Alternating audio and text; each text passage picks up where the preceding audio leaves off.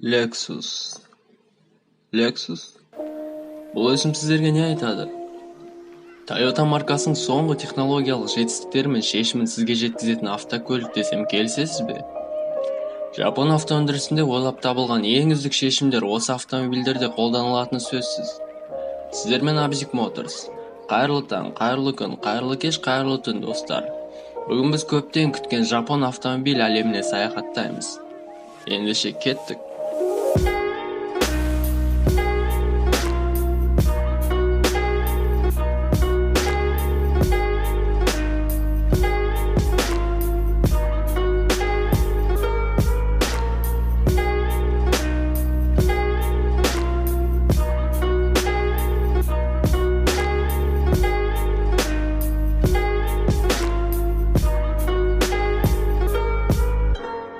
Toyota компаниясы 80 жылдардың аяғында бағасы қалта көтеретін, сапалы және өте сенімді автомобильдермен әлемге танымал еді.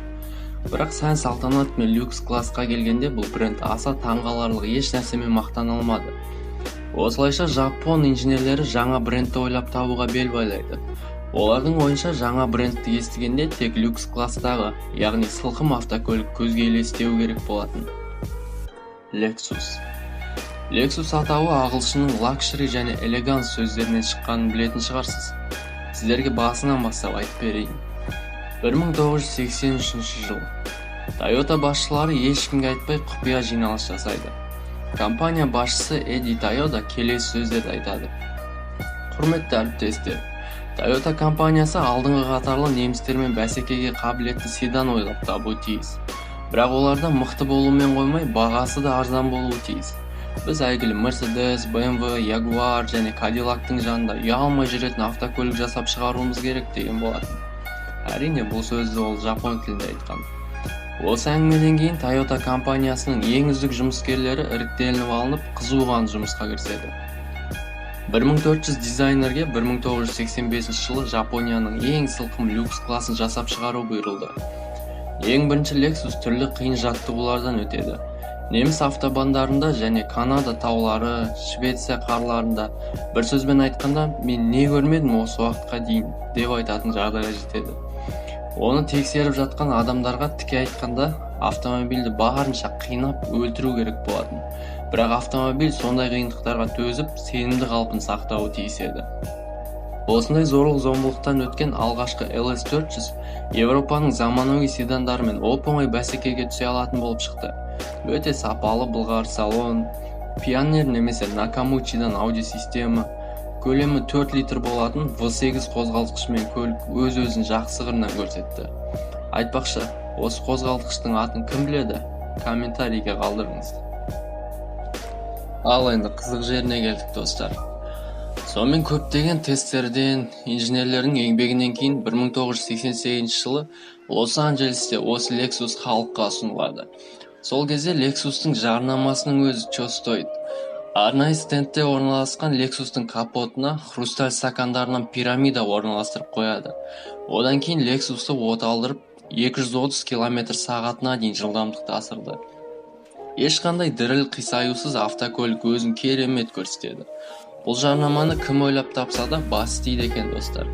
Сонымен қатар атақты Top Gear телешоуында Lexus'ты бәсекелестерімен салыстырады. Әр көліктің қозғалтқышын 6500 оборотқа жеткізу арқылы вибрациясын тексереді. Қай көлік жеңіске жеткенін прекрасно біліп отқан шығарсыз. Lexus'тың моторында тұрған стакан су орнынан мүлдем қозғалмайды. Ал бәсекелестеріне назар аударсаңыз, стаканның қыдырып жүргенін аңғарасыз. Уақыт өте келе ешкім күтпеген нәрсе орын алады. Америка құрама штаттарында Lexus маркасы BMW мен Mercedes'тен де көп мөлшерде сатылып, өз классында лидер атанады. Сатып алушының көңіліне шығу жағынан Lexus 7 жыл қатар жыл маркасы номинациясын жеңіп алады. Бұдан көп жеңіске жеткен марка кім деп ойлайсыз? Дұрыс айтасыз. Ешкім.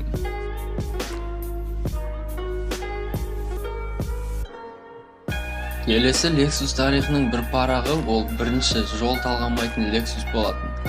Енді танымал болып келе жатқан Lexus'ты жаңа деңгейге көтерген осы автомобиль. Lexus LX 450. Бұл тұлпарды таза қанды Lexus емес деп айтатын шығарсыз. достар, LX әйгілі Toyota Land Cruiser 80-нің егіз інісі болып табылады.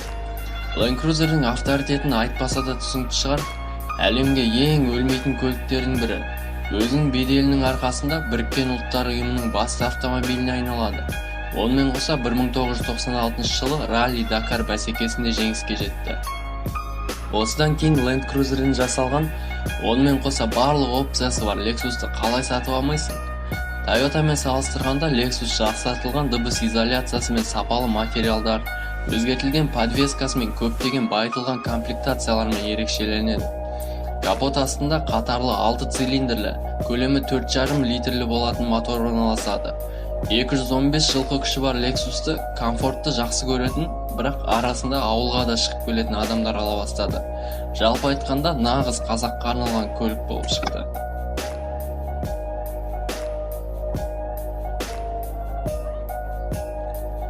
Ал достар, ең сылқым Lexus туралы айтпай тұрып, мен өздеріңізге белгілі танымал Lexus'тарға тоқталып өтейін. Қазақстан аумағында ең танымал Lexus'тардың бірі, ол білесіздер, RX 300.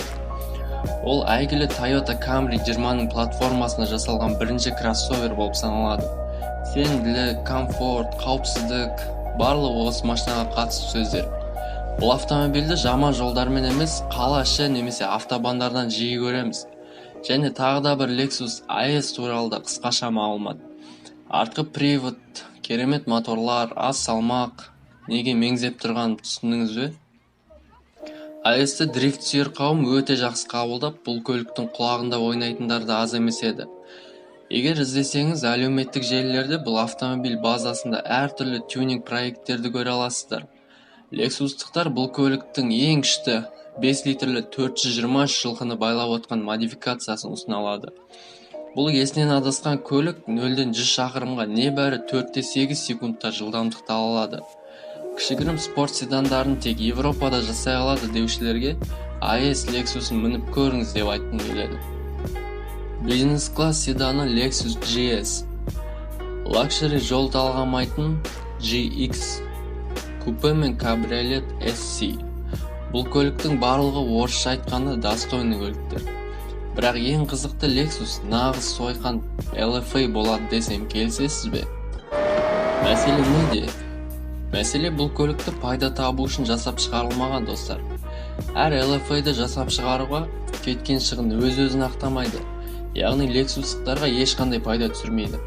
Бұл суперкарды жасап шығаруға аспан асты ел инженерлеріне бақандай 10 жыл уақыт қажет болған. Жасап шығару барысында ғарыш технологияларын қолданған. Бұл автомобиль кішігірім ракетаның бағасындай тұрады. Көлік конструкциясында өте жеңіл карбонды монокок қолданылған. Ал моторы, нағыз қолөнер шеберлігі десем артық кетпейтін шығармын. V10, көлемі 4-8, 560 аттың күшін бере алады. Ешқандай турбина немесе компрессорсыз. Бұдан асқан қандай бақыт берек досым? Тахометрдің қызыл зонасы 9000 оборотта орналасқан. Бұндай зорлық зомбылыққа шыдау үшін мотор блогы құйылған алюминийдан жасалған, және клапандары қатты титаннан құйылады екен. Қозғалғыштың тек қана бір инженердің қолмен жиналатыны да бар. Ал подвескасына келсек, 65% шасси магний қоспасы мен карбон, яғни өте жеңіл әрі қымбат материалдан жасалады. Бұл көлікпен трассада 325 км/сағатын шай ішіп отырып ала аласыз. Достар, бүгін біз әйгілі Toyota маркасының егіз сылқымы Lexus жайлы әңгімелестік.